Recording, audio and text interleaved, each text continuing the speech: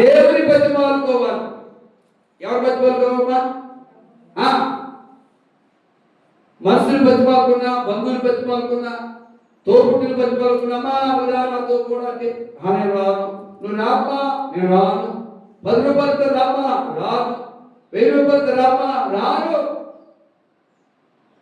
ఈయనగాడి బతిమాలుకోవాలి. ఎవరిని? జీవమగల దేవుని బతిమాలుకోవాలి. దావీదు అదే పని చేస్తున్నాడు. చదవన మాట ఒకసారి 30వ కీర్తన 8వ వచనం. యెహోవా చూసారు, నీకే మొరపెట్టుదును, నా ప్రభుని బతిమాలుకుంటుంది. అది దావీదు లాంటి అనుభవంలోకి మనం రావాలి.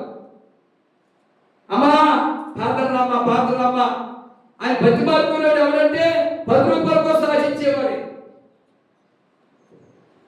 ఎవరే?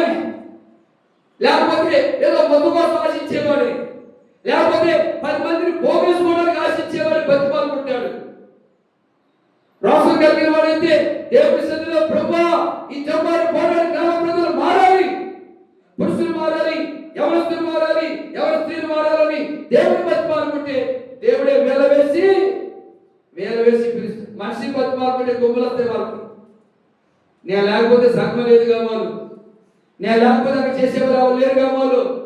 నేనంటే ఏంటో తెలిసాను, కాళ్ళ దగ్గర వస్తారు జనాలు. కానీ దేవుడిని బతిమాలుకుంటే దేవుడి అనేకులను, మరి మనం ఎవరు బతిమాలుకోవాలంట? దేవుడిని. చూడండి దేవుడి ప్రజలారా, లోకాసు వార్త 18వ అధ్యాయం 11వ చూస్తే అక్కడ దేవుడు మనకు ఒక ఉపమానాన్ని చెప్తున్నాడు. ఆనాటి కాలంలో యేసు చెప్పిన ఉపమానం ఈ రోజు మనకి చెప్తున్నాడు. చదవండి లోకాసు వార్త 18వ అధ్యాయం 1వ వచనం. వారు విసుగక నిత్యము ప్రార్థన చేయుచుండవలెనని అనుట ఆయన వారితో ఈ ఉపమానం చెప్పారు.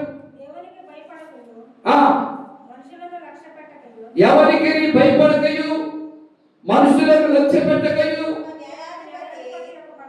ఒక న్యాయాధిపతి ఒక పట్టణంలో ఉన్నాడు. ఆ పట్టణంలో ఒక విధవరాలు ఉండేది.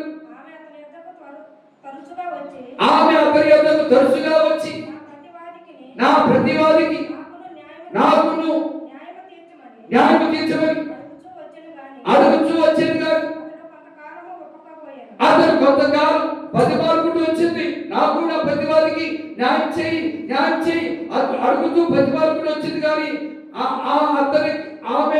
ఆమెకు అతడు న్యాయం తీర్చలేకపోయాను.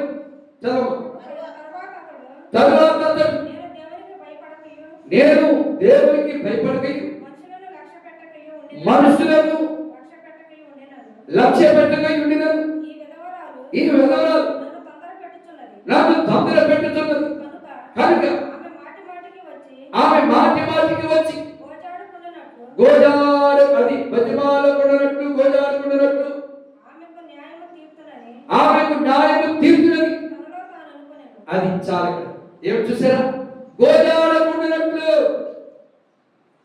మాటికి వచ్చి బతిమాలకుండినట్లు గోజాడకుండినట్లు ఆమెకు న్యాయము తీర్చునని తనలో తాను అనుకో. చూసారు? ఇతడు ఎవరు?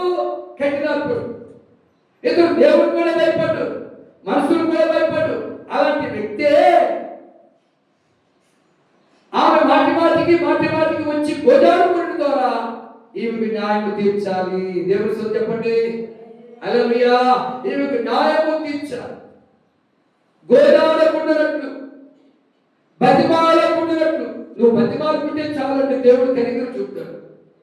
నువ్వు గోజాడితే చాలంటే దేవుడు జాలి చూపుతాడు. అందుకంటున్నాడు కీర్తనకారుడు, దేవా నీకే నేను మొదలు పెట్టుతున్నాను. నా సైన్యాధిపతులు కాదయ్యా, నా సైనికులకు కాదయ్యా, నా బంధువులకు కాదయ్యా, నా తోబుట్టులు కాదయ్యా, నీకే మొదలు పెట్టుచున్నా. రెండోది ఏమంటే నా ప్రభుని బతిమాలు కొలుచున్నా. దాని నేనేమంటానంటే దావీదుకున్న అనుభవం నీకు ఉండాలి. ఏంటి దావీదుకున్న అనుభవం?